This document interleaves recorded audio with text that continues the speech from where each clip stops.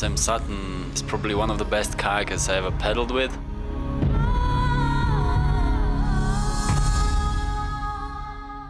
He's just a super smooth paddler, and I love to be able to paddle with him because I can just learn so much from him just by watching him. He's a really amazing paddler. When I paddle with him, I feel pretty safe. He has this right amount of redness, I guess.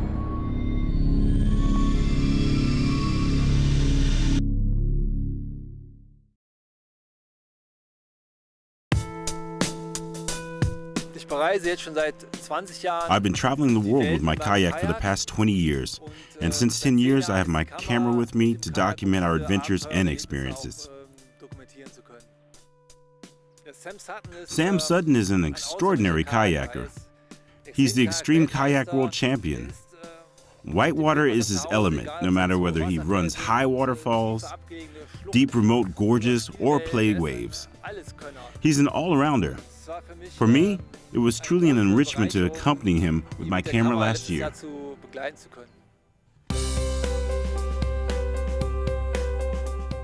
My name's Sam Sutton. I'm 22 years old from Rotorua, New Zealand. I've been kayaking now for 6 years, and kayaking is my life, and my life is kayaking. The reason I like kayaking is not the aspect of the sport as itself, it's more about the journey that kayaking takes you on.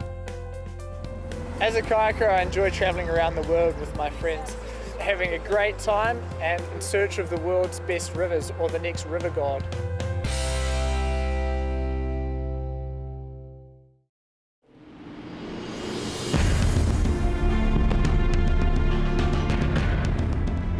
Kayakers refer to the Rivergod as the perfect whitewater with clean lines embedded in stunning scenery. To find these river gods, Extreme Kayak World Champion Sam Sutton and kayak filmmaker Olaf Obsommer travel the world together with their mates of the adidas Sickline team. One of the most challenging journeys takes them to Siberia. Russia, the largest country in the world. It extends across the whole of Northern Asia and across 40% of Europe, spanning 9 time zones. 143 million people and 160 different ethnic groups live within its borders. Russia has the world's largest forest reserves and contains approximately 1/4 of the world's fresh water. Thousands of rivers with difficult whitewater make it a paradise for extreme kayakers.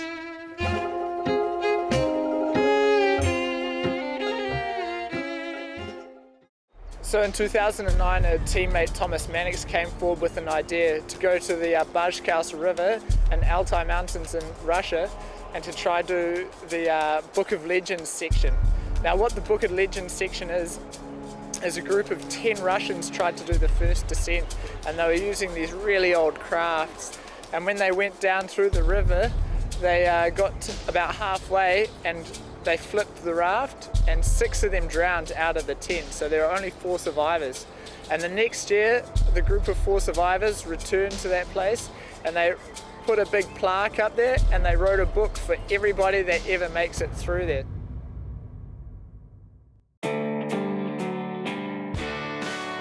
Ten kayakers from 6 different countries traveled to the Altai Mountains in the heart of Siberia to take up the extreme challenge of trying the Book of Legends section on the infamous Bajkaus River.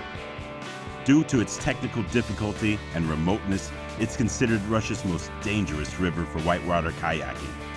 In the event of things going wrong, the expedition members have to fend for themselves, as they are isolated from the outside world.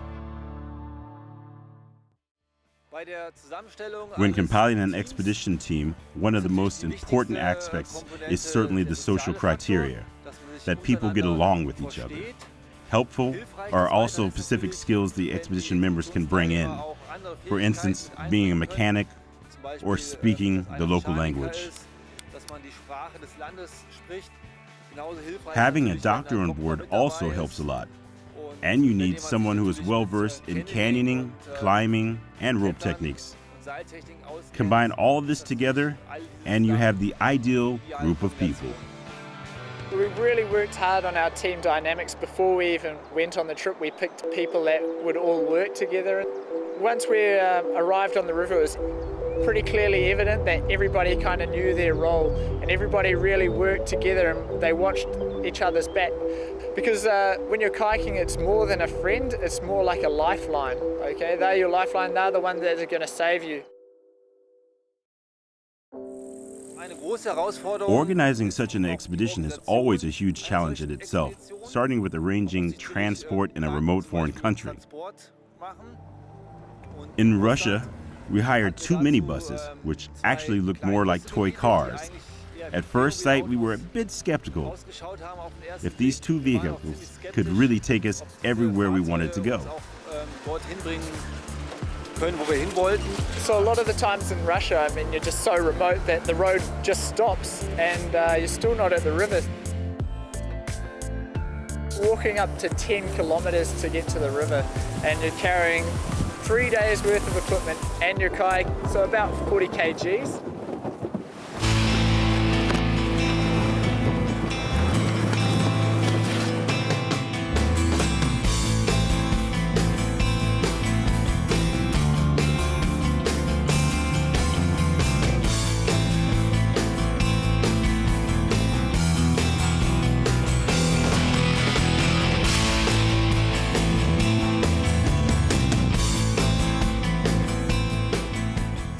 We could pick up the courage to take on the Book of Legends section. We decided to paddle the Kayak and the Chulishman, which were multi-day rivers. So you're taking all of your equipment for about 3 days, including all the food and all your supplies that you need.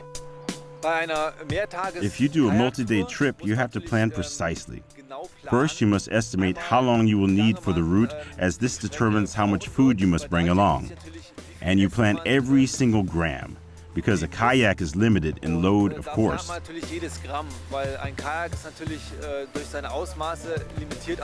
If it's too heavy, you cannot navigate properly. The nutrition on this trip is quite simple. You try to find something that is very filling while weighing very little. Everything that you take has to serve a certain purpose, and I mean, you're not going to take an extra chopping board to chop some tomatoes up. You're going to use the bottom of your kayak. You're not going to take another knife because you have a knife for safety in your life jacket. And everything that you take is going to serve multiple purposes, and you get really inventive of what you're going to use.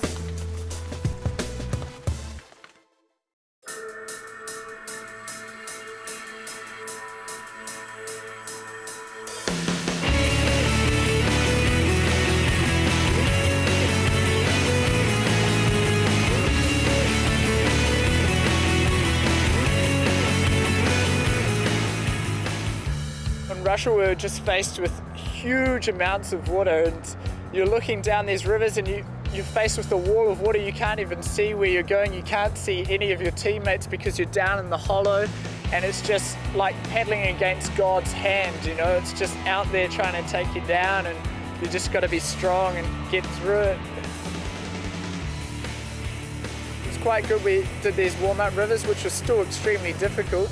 But after about 2 weeks of warming up, we finally had the courage and the skills to try take on the Book of Legends section.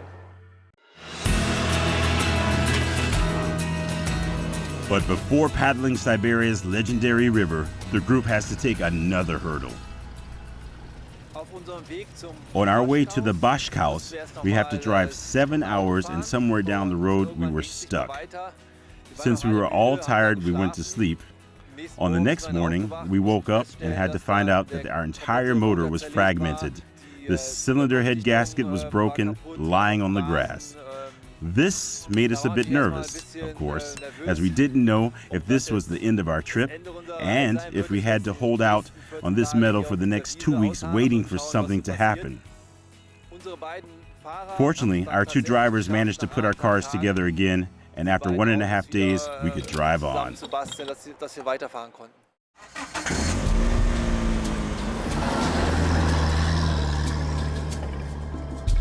We've finally arrived at our ultimate goal of trying to do the Book of Legends section on the Bashkaus.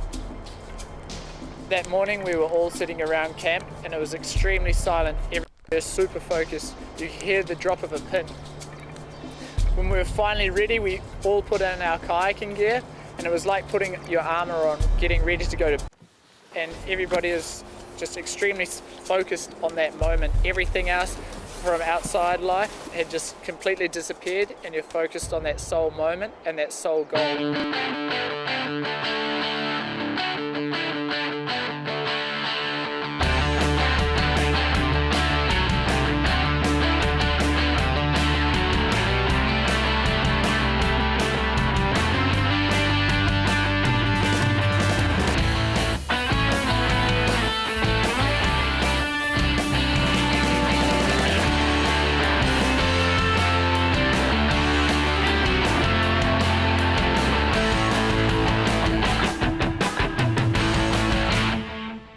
Paddling through the Bajkaus, the whole time in the back of your mind you've got, 40 people have drowned here. In 2007, Thomas lost his friend. And it's extremely hard to stay focused, and just concentrate on what you're doing. But when you enter the Bajkaus, you're a princess. And when you come out of the Bajkaus, you're a man. After 2 hard days of battling the Bajkaus, we finally arrived to the Book of Legends. And there's a little newspaper article about the expedition leader, who was a rafting legend, explaining what had happened. And just at that moment, it was really a pinnacle moment from the whole expedition. You're looking down at the river and all of these emotions come up from within, and you're just thinking about friends that you had lost in the river and what's really important to you in life, and at that stage you just see life in pure clarity.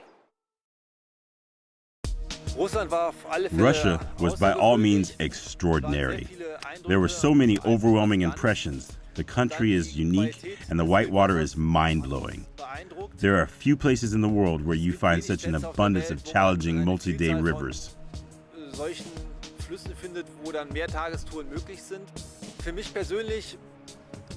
For me personally, Russia was very strenuous. I actually reached my performance limit. After all, I'm not only paddling, I also have to film at the same time, and that really wore me out.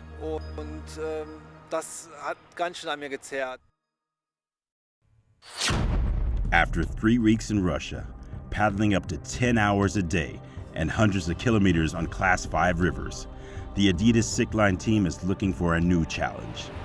Their next journey takes them to the so-called Kingdom of Waterfalls, to Iceland.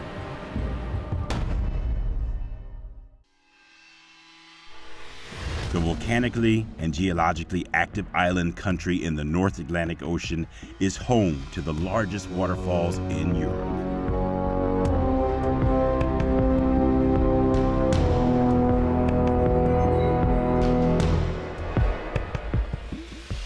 As a kayaker, we want to explore the world, and we're always talking about the next destination we'd like to go to. And it turned out that all of us actually wanted to go to Iceland and explore the waterfall paradise. We didn't really have a plan as such. We found these postcards and we just purchased every postcard that had a waterfall that looked like we wanted to kayak.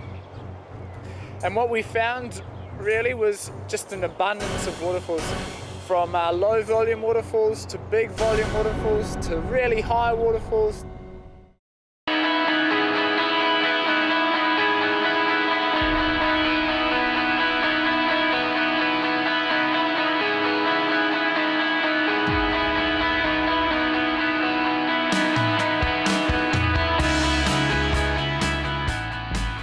The incentive for a kayaker to approach a waterfall is just the aspect of flying, really.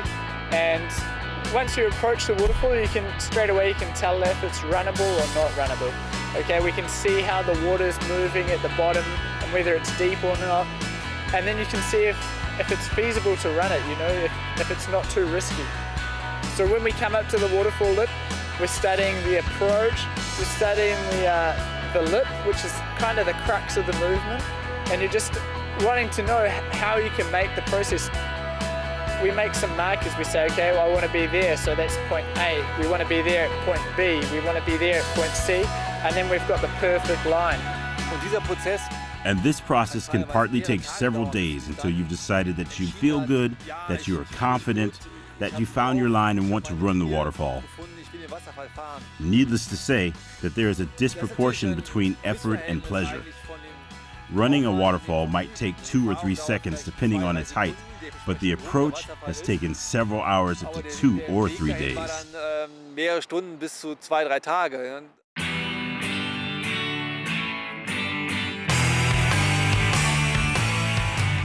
You're not really memorizing the line as such, but you're more memorizing the feeling that you're going to be doing.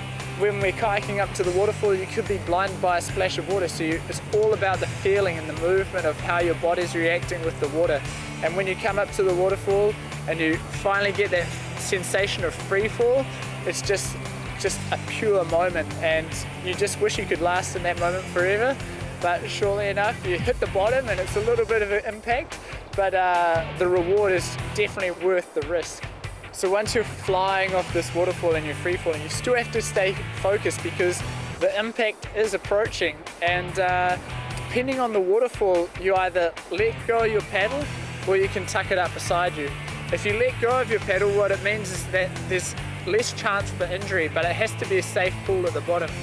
And I found this out last year when I actually didn't let go of my paddle and I broke the socket at my eye socket. You really want to let go of the paddle and hold onto the kayak and just await the impact. But it's really important that you brace and tuck up nice and tight. For the ultimate challenge, the kayakers travel north to the highlands of Iceland, home of the famous Altai Mountains. On Altai Mountains in Iceland, it's a really high waterfall, 20 meters, and there's a lot of water going over it. And you come off up to the waterfall and you start flying, and then you let go of your paddle, you hold on, and you know this impact's coming. And then all of a sudden it just hits you, a huge impact, just like having a car crash, you know, your head's shaking, it feels like your brain's been pushed on reset button and starting up again. Once you get your orientation back and you roll back up and you jump up and celebrate life, and you still have a big headache, but pain is temporary and glory is forever. I've seen many descendants of the Altai Mountains, also in other film productions, and each time I was wondering if this is more of a test of courage or a demonstration of exceptional paddling skills. And so far, it always seemed like a huge test of courage to me, until Sam came and conjured this magical line, providing that you actually can run this waterfall in a controlled manner instead of getting sucked down, like being in a flush and resurfacing somehow.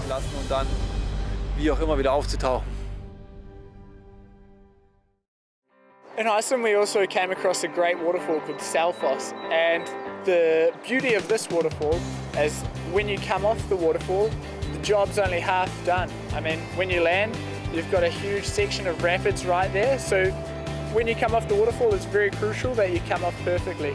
And then you have to navigate perfectly through these huge waves, which is just, for us kayakers, it's the ultimate. I mean, you've got a big waterfall and then you've got technical difficulty straight after that.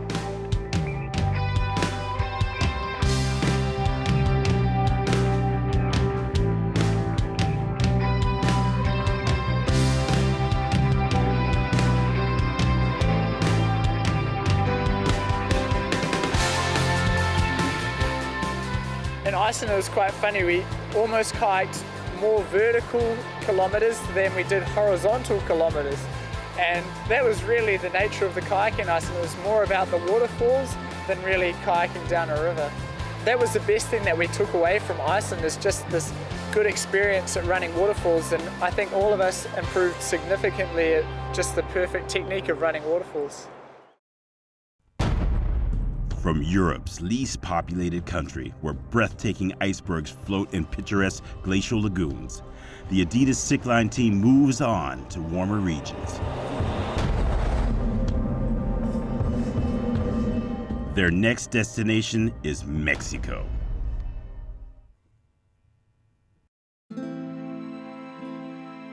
Invited by their friend Rafael Ortiz, one of the most renowned waterfall kayakers in the world, the team travels to Chiapas, to the southeast of Mexico.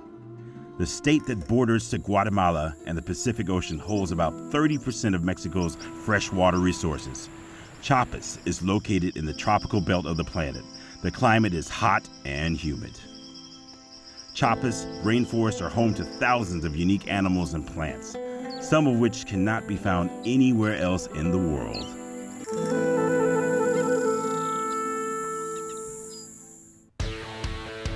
The Santo Domingo drew our attention because it's the steepest river that's ever been kayaked.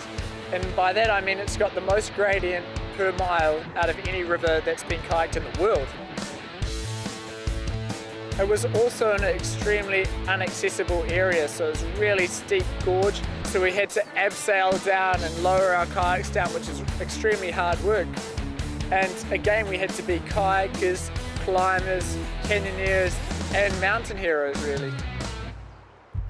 We finally get to the first horizon line, and straight away your heart just starts pumping. I mean, your pulse is increasing rapidly, and you're standing on top of this, like a stairway to heaven, you know? It's just going down, dropping off the face of the earth.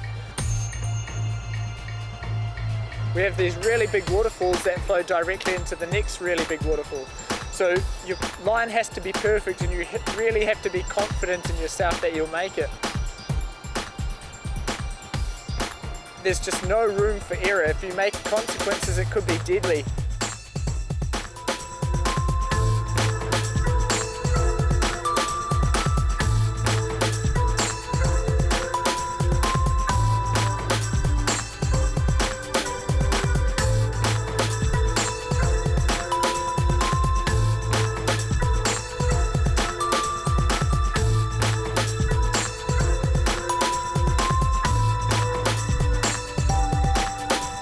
As a kayaker, we're always trying to find the ultimate river, the ultimate section, and yeah, it gets referred to as the Rivergod.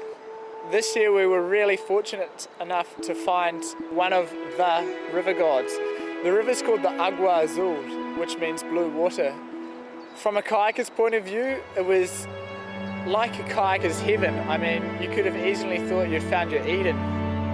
What we found is just this really rich blue water flowing through this green jungle and this perfect temperature, and then just cascading off these huge waterfalls. And it wasn't like a huge waterfall and then a huge flat pool. It was just a huge waterfall, a nice recovery pool, and then another huge waterfall, and then another nice recovery pool. So it was a true river god for us. Although the Agua Azul has been kayaked before, what we found is a first descent waterfall. It was about 25 meters high. And the reason the waterfall hadn't been kayaked before is because of the extremely narrow lip. The width of your kayak is the width of the line, and if you're offline slightly, the consequences are going to be catastrophic.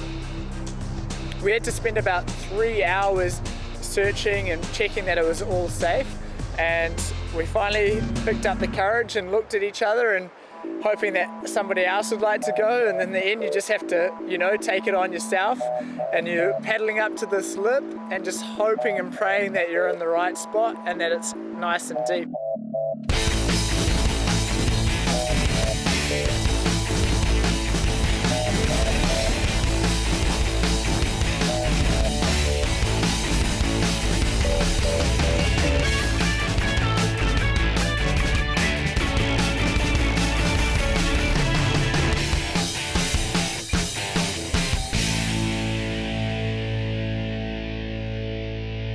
The majority of the time when we're kayaking, we're way out in the wilderness, there's nobody around, there's nobody to watch you.